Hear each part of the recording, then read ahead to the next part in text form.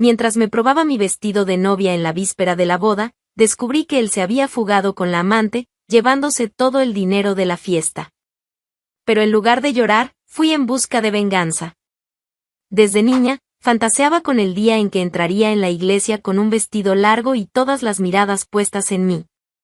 No era por vanidad, era por validación. En Girona, casarse bien no era solo una meta, era una prueba de que uno estaba haciendo todo correctamente. Mi madre decía que el matrimonio era el premio para una mujer que supo comportarse. Y yo quería, más que nada, ser considerada una de esas mujeres. Mis padres siempre estuvieron orgullosos de nuestro origen, de nuestra reputación, del apellido bien hablado en las cenas. Vivíamos en una casa antigua, impecable por fuera y silenciosa por dentro. El tipo de casa en la que la imagen pesa más que cualquier emoción. Crecí en ese ambiente de control. Todo estaba planificado, las palabras, los horarios, las sonrisas. Nunca se lloraba en voz alta. Nunca se improvisaba. Mi madre era el tipo de mujer que incluso sabía cómo doblar la toalla de la vergüenza. Impecable. Mirada afilada. Y para ella, el mayor éxito de una hija era ser deseada por un buen marido. Mi padre, ingeniero jubilado, no hablaba mucho, pero esperaba resultados. Estabilidad y progreso, repetía con ese tono que parecía más una advertencia. Hice lo que esperaban. Entré en ingeniería química. Era el área que mi padre respetaba, y la única que mi madre podía contarles a sus amigas sin tener que bajar el tono. Pasé 5 años intentando creer que pertenecía a ese camino. Título en mano, currículum listo, y sin margen para la duda. Pero tan pronto como me gradué, la presión cambió de dirección. Ya no se trataba de exámenes ni notas. Se trataba de casarse. Mis padres empezaron a actuar como si yo ya estuviera vencida. Las indirectas venían en el almuerzo, en la cena, en los feriados. La hija de Teresa ya está con el segundo hijo, decía mi madre, con el tenedor en la mano y una mirada que atravesaba la mesa. Y Marcos, ese que te saludó en la boda de tu prima, parece bien encaminado, comentaba mi padre, como si eso fuera una invitación para agendar una reunión. Yo intentaba mantener la calma, fingir que todo estaba bajo control. Pero por dentro, era como si me estuviera quedando atrás. Mis amigas desfilaban anillos, organizaban baby showers, compartían fotos de decoración de sus casas. Yo, iba del trabajo a casa, de casa al trabajo, sin sobresaltos, sin historia. Empecé a sentirme fuera de lugar, como una figurante en mi propia vida. La presión no era explícita, pero era constante. Hasta los silencios juzgaban. Cada domingo en familia, un desfile de comparaciones. Cada llamada de una tía, una sugerencia disfrazada de preocupación. Llegó un momento en que hasta las alfombras del salón parecían exigir una actitud de mi parte. Fue entonces cuando, un viernes cualquiera, recibí un mensaje de Clara, compañera de los tiempos de universidad. El mensaje decía: estamos organizando una reunión en Figueres, nada serio, solo algo de música, unas copas de vino y buena gente. Necesitas salir de esa rutina, ven. Me quedé mirando el celular un rato. Aquello era lo opuesto a lo que mis padres considerarían un buen plan. Mi madre detestaba las fiestas improvisadas, y mi padre pensaba que Figueres era una ciudad de gente perdida. Pero, por alguna razón, no pude borrar el mensaje. Y entonces respondí: sí, voy. Mándame la dirección.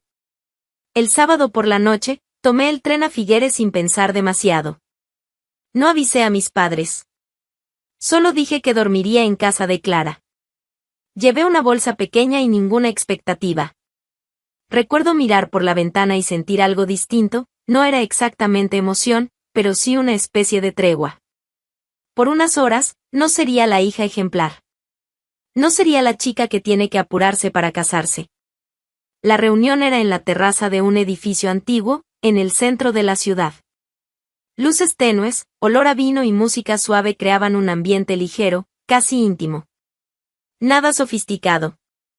Algunos antiguos compañeros de la universidad, gente sonriendo con facilidad, compartiendo historias graciosas. Tomé una copa y me recosté en un rincón. Fue ahí, mientras observaba a la gente, que vi a Bruno por primera vez. Estaba al otro lado de la terraza, hablando con dos chicos, pero parecía ajeno al ruido. Alto, postura relajada, barba por hacer, camisa blanca semiabierta y un aire de quien sabe exactamente el impacto que causa. En algún momento, giró el rostro y nuestras miradas se cruzaron. No desvió la mirada. Y yo, por algún motivo, tampoco pude hacerlo. Minutos después, se acercó a mí. No pareces estar divirtiéndote mucho, dijo, con una sonrisa contenida. Tal vez solo esté analizando todo antes de decidir si vale la pena, respondí. Él soltó una risa baja y sincera. La cautela es un arte. Pero a veces, no intentarlo también es perder. Era el tipo de frase que parece ensayada, pero en él sonaba natural. Nos presentamos, y pronto comenzamos a conversar. El tiempo pasó extraño. Demasiado rápido. Bruno no era de esos que hablan de sí mismos todo el tiempo. Él preguntaba, y más que eso, escuchaba. Sobre mis gustos, sobre Girona, sobre mi profesión.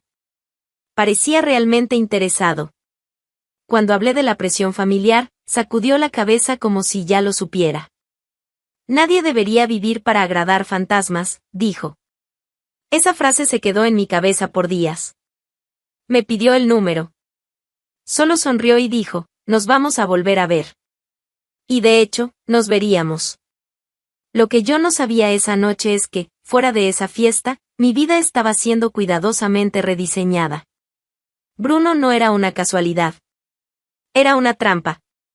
Bruno y su novia tenían un acuerdo claro, elegir a una mujer vulnerable, preferentemente sola, de buena familia y con dinero.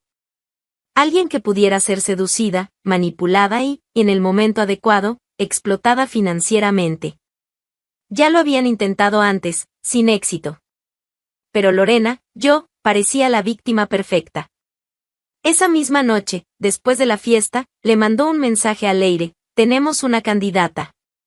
Rica, presionada y muy carente. Esta va a ser fácil. Leire respondió, hazlo bien esta vez. Y mientras yo volvía a casa pensando que había vivido una casualidad hermosa, ellos brindaban por el inicio de un plan. Los días siguientes a la fiesta pasaron como en trance. Bruno me mandó mensaje al día siguiente, luego al otro, y al otro. Ninguna insistencia forzada, solo una constancia cómoda. Él sabía el tono correcto, el momento justo, como si leyera mi estado de ánimo antes de que yo respondiera. Y eso, esa habilidad silenciosa de adivinar lo que yo quería oír, fue lo que más me atrapó. En pocas semanas, salíamos con frecuencia. Cafés, caminatas, visitas improvisadas. Cuando me di cuenta, ya era parte de mi rutina. Empecé a contarle cosas que ni mis amigas sabían. Hablé sobre miedos que nunca había verbalizado. Él lo escuchaba todo, con atención. Y decía exactamente lo que yo necesitaba oír para seguir creyendo que, finalmente, algo bueno estaba ocurriendo en mi vida. En la superficie, él era el hombre ideal. Sencillo, amable, con un aire despreocupado que encantaba a mis padres.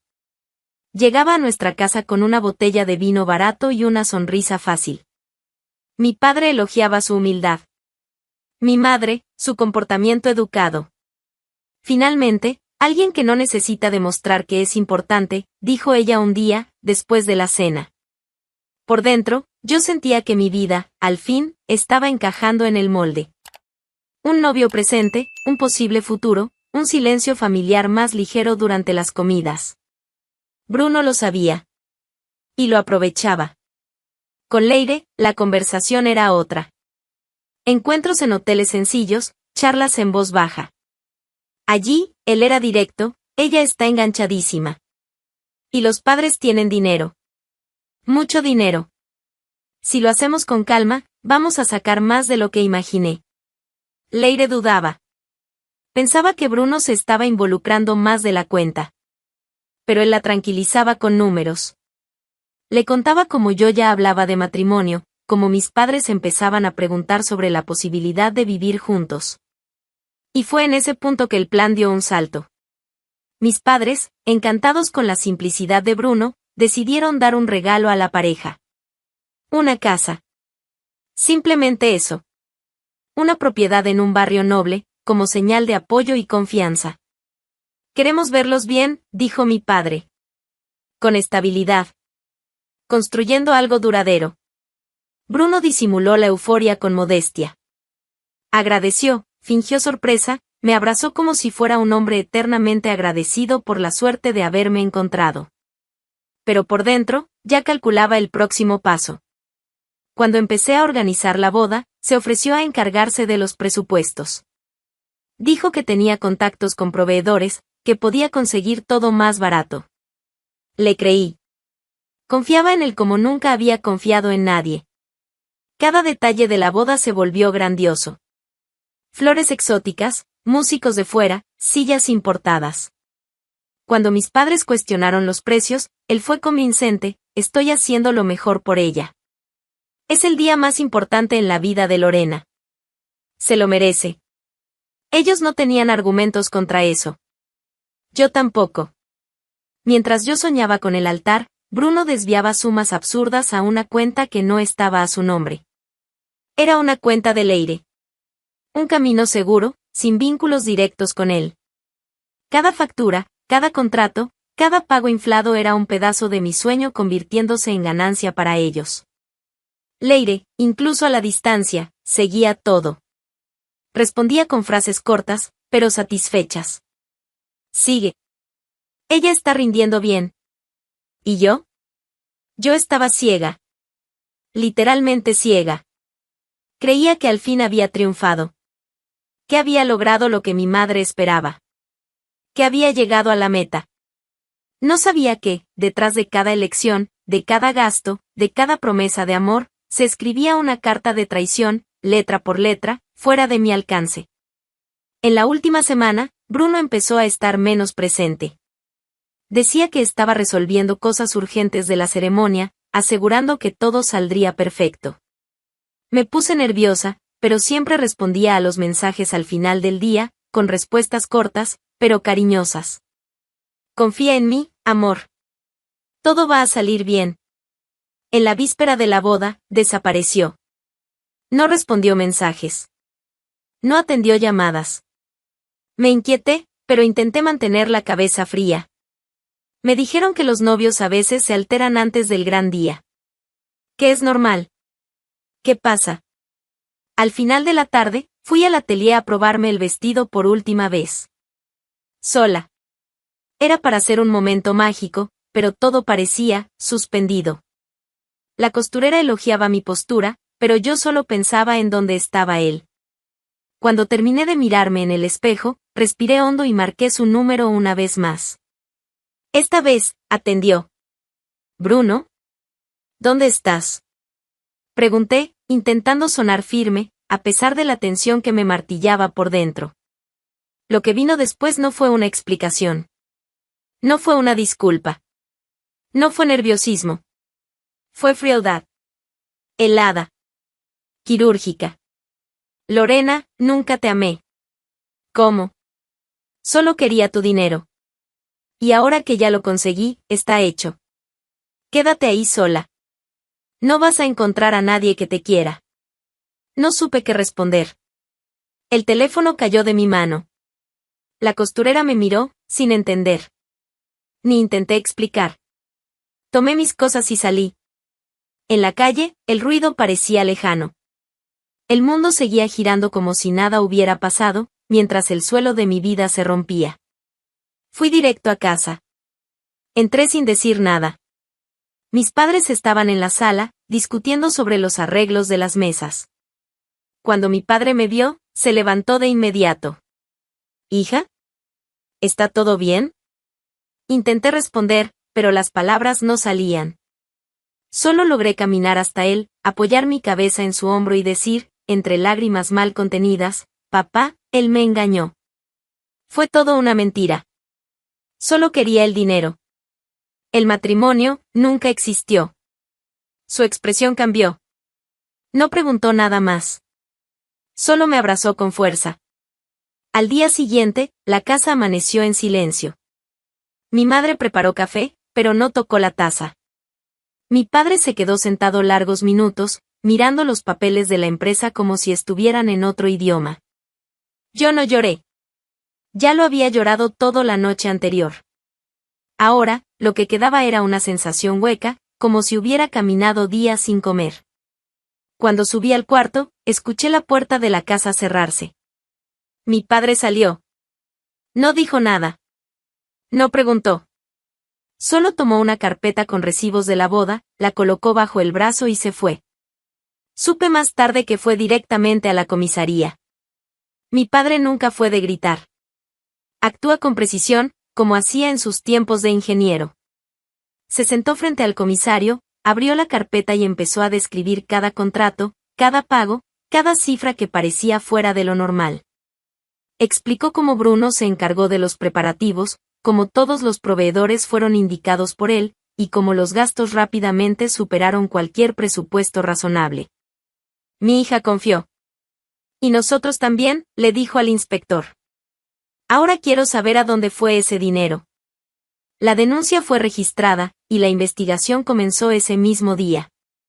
La comisaría activó al departamento financiero de la policía local, que empezó a rastrear los depósitos hechos a los proveedores. Los nombres coincidían, pero los datos bancarios, no. Fue en una de esas búsquedas que apareció un nombre, Leire Arriaga. Su cuenta figuraba como destino de gran parte de los depósitos. Era la primera vez que ese nombre aparecía en cualquier documento. El equipo policial solicitó a la Fiscalía el bloqueo judicial de las cuentas. La solicitud fue aprobada ese mismo día. En pocas horas, todos los movimientos a nombre de Leire fueron congelados. Mientras tanto, Bruno y Leire llegaban a Málaga. Habían salido discretamente de Figueres, sin equipaje voluminoso, solo con lo necesario. Leire estaba animada. Tomó fotos de la vista desde el hotel, pidió champán y abrió una sonrisa amplia cuando el camarero trajo la bandeja. Parece hasta unas vacaciones, dijo ella. Es casi eso, respondió Bruno, relajado. La diferencia es que la cuenta la pagó alguien que nunca se dio cuenta. A la mañana siguiente, el fraude comenzaba a desmoronarse. Leire bajó a la recepción para pagar la estadía y renovarla por una semana más. Entregó la tarjeta, segura de que nada saldría mal. La empleada la pasó una vez. Luego otra. Y una más. Señora, el sistema indica que no reconoce su cuenta. Leire se quedó quieta por un segundo. Su rostro aún intentaba mantener la altivez, pero sus ojos ya no ocultaban la incomodidad. Esto es un error, dijo ella, seca. Llamó de inmediato al banco. Tardaron en atenderla. Cuando por fin lo hicieron, escuchó la frase que no esperaba: todas las cuentas vinculadas a su nombre han sido bloqueadas por decisión de la Fiscalía de Girona. Hay una investigación en curso. No respondió. Simplemente colgó. Subió en silencio a la habitación. Bruno lo notó de inmediato. ¿Qué pasó? Estamos jodidos. Él no preguntó nada más. Lo sabía. Sabía que la soga comenzaba a apretar. Y antes de que pudieran pensar en desaparecer de nuevo, el celular de él sonó. Número privado. Contestó con cautela. Señor Bruno Santiago, habla el Departamento de Investigación Criminal de Girona. Usted y la señora Leire Arriaga están oficialmente convocados a presentarse en la comisaría dentro de las próximas 48 horas. La no comparecencia será interpretada como intento de evasión judicial. Bruno colgó despacio. No dijo nada.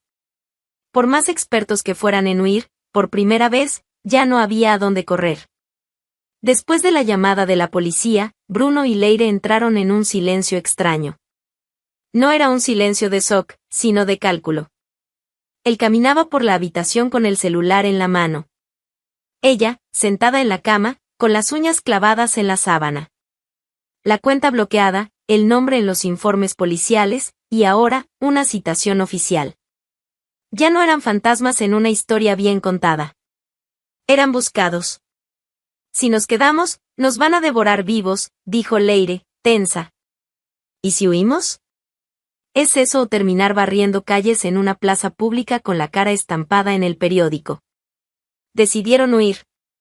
Pero ya no tenían acceso a nada, ni cuentas, ni reservas, ni tarjetas.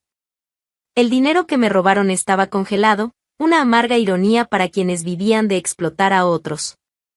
Fue Leire quien sugirió el contacto. Conozco a alguien que puede ayudar. Rápido, pero caro. A Bruno no le gustó la idea. El hombre era conocido en la región por cobrar más que dinero a cambio de favores. Pero no tenían salida. En pocas horas, acordaron una cita en un lugar escondido, donde entregaron las pocas joyas que Leire llevaba y la alianza que Bruno aún usaba, símbolo del matrimonio que nunca ocurrió.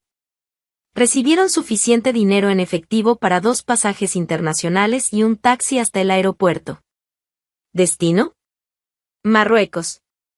El resto lo resolverían después. El plan era simple, desaparecer del mapa. Empezar de nuevo en algún lugar donde los nombres no significaran nada y la justicia española no alcanzara con tanta facilidad. Al día siguiente, compraron los pasajes. En el camino al aeropuerto, no hablaron mucho. Leire mantenía la mirada pegada a la ventana.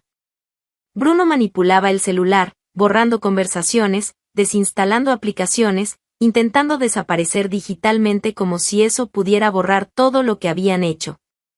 Pero cuando bajaron del taxi y cruzaron la primera puerta del terminal, ya era tarde. 2 agentes de civil los esperaban, ubicados cerca de los mostradores de embarque. En cuanto vieron el rostro de Bruno, lo confirmaron por radio. Se acercaron en silencio. ¿Bruno Santiago? ¿Leire Arriaga? Él se giró de forma automática, como si aún creyera que podía salir caminando de ahí. Están detenidos por orden judicial. Por favor, entreguen sus documentos y acompáñennos sin resistirse. Leire intentó decir algo, pero la voz se le murió en la garganta. Las miradas alrededor comenzaron a acumularse.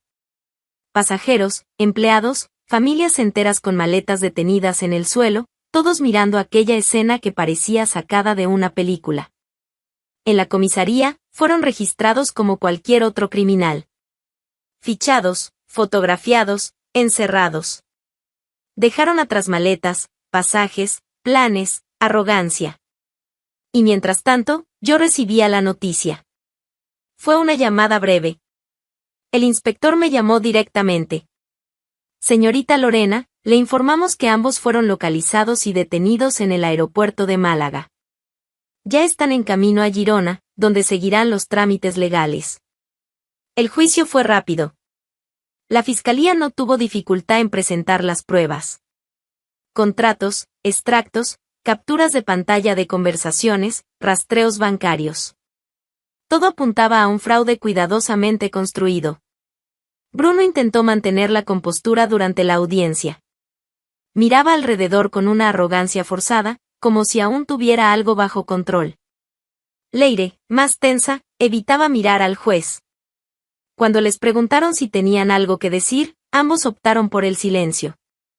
Ningún intento de justificación. Ninguna disculpa. La sentencia llegó con voz clara: 1 año de servicios comunitarios obligatorios en Girona. Bajo vigilancia. Bajo miradas. Bajo exposición. No era una prisión tradicional. Era un castigo con propósito: hacerlos enfrentar, día a día, la ciudad que engañaron. No lejos de las miradas, sino bajo ellas. Bruno escuchó la sentencia sin reacción.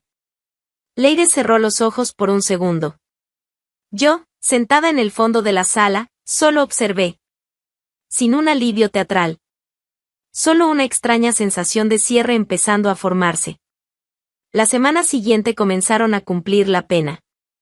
El ayuntamiento los asignó a trabajos diferentes, pero igualmente simbólicos.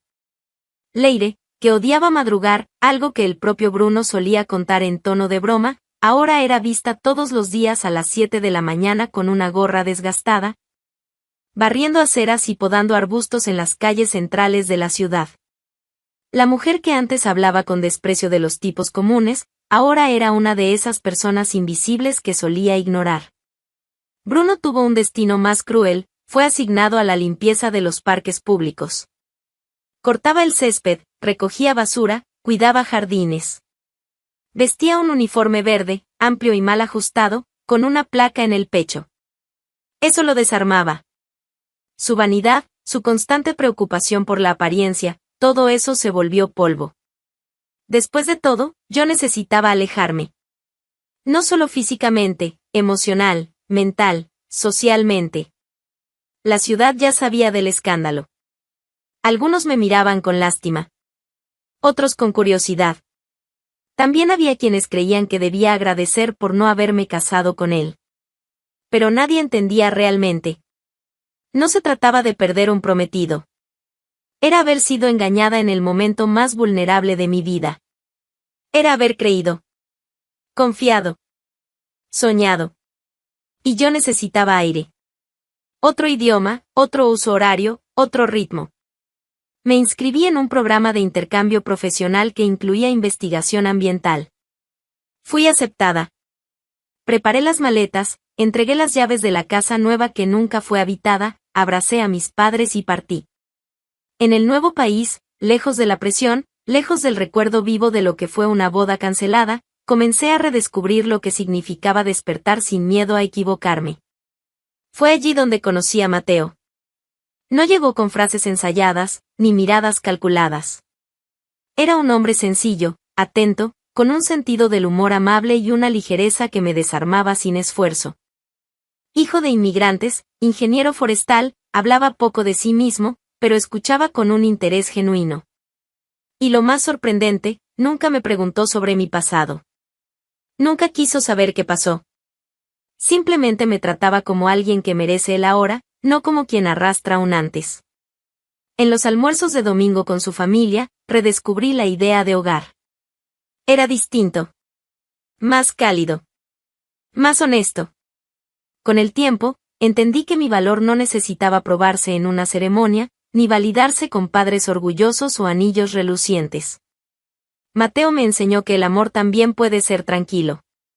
Sin fuegos artificiales. Sin trampas. Solo presencia. Estuve fuera el tiempo que necesité. Volví a Girona sin avisar, acompañada de Mateo. Él quiso conocer la ciudad donde crecí. Quiso ver el lugar donde la antigua Lorena existió. No por curiosidad morbosa, sino por respeto. Mateo era así, silencioso en sus intenciones, pero firme en sus gestos. Llegamos en una tarde templada de primavera. Girona seguía siendo Girona, organizada, observadora, llena de ojos discretos en las ventanas. Mis padres nos recibieron con tranquilidad, felices de ver que, a pesar de todo, yo había florecido en otro lugar. A la mañana siguiente, decidimos salir a caminar. Mateo quería ver la parte antigua de la ciudad, y yo quería probar un helado de la heladería que solía frecuentar en mi adolescencia. Caminábamos tranquilos, hablando de cosas pequeñas, riendo por una historia tonta que él contaba sobre perder el autobús por detenerse a ayudar a un perro. Fue cuando doblé una esquina y vi la escena. 2 trabajadores cuidaban del jardín central de la plaza. Uno arrancaba hierba, el otro barría hojas secas. Uniformes verdes, pantalones sucios, guantes gruesos. Bruno y Leire. Mi cuerpo se paralizó un segundo antes de que mi mente lo procesara. Mateo se dio cuenta. ¿Qué pasó? No respondí. Leire me vio primero. Levantó el rostro con una expresión cansada, sudada, molesta por estar ahí. Cuando notó que la estaba mirando, su expresión cambió. Se volvió dura, furiosa. Dejó de hacer lo que estaba haciendo, tiró la escoba y dio unos pasos hacia mí, como si no pudiera contenerse. ¿Qué perdiste por aquí? Gritó, lo suficientemente alto como para atraer miradas. Mateo me miró, sin entender.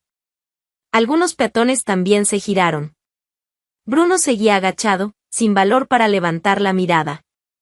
¿Viniste a ver lo que quedó? Continuó Leire. La princesita volvió del viajecito, ¿eh? Resoplaba. El sol le daba de lleno en la cara, y aún así, parecía congelada. No por el frío, sino por la incomodidad de verme, bien. No respondí de inmediato. Di un paso al frente, aún con el helado en la mano. La miré sin prisa, sin odio, sin necesidad de ganar.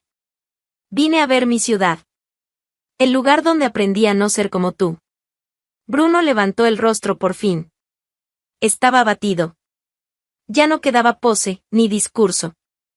Solo un hombre común, reducido al uniforme que tanto despreciaría un año atrás. Mateo me tomó de la mano. ¿Todo bien? Todo, respondí, con una sonrisa suave. Vamos. Mientras ellos seguían atrapados en lo que hicieron, yo seguía libre en lo que elegí ser.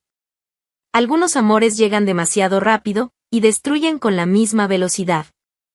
Pero al final, lo que permanece es quien decide seguir en paz. Comenta qué te pareció y suscríbete para más historias como esta.